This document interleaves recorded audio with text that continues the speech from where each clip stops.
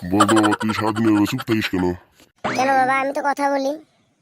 তোকে তো অত চাই এত বোকাচোকা করি, তাও তো তুই কিছু বলিস না, কোনো প্রতিবাদ করিস না। কেন বাবা, আমি তো প্রতিবাদ করি।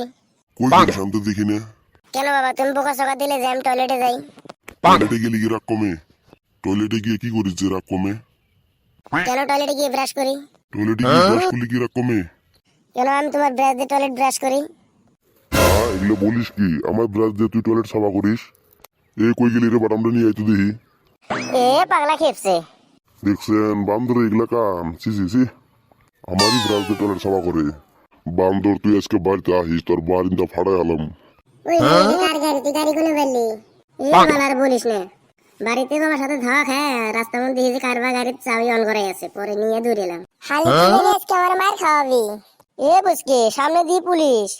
না আছে কোনো আমার গাড়ির কাগজপত্র, না আছে আমার কোনো ড্রাইভিং লাইসেন্স।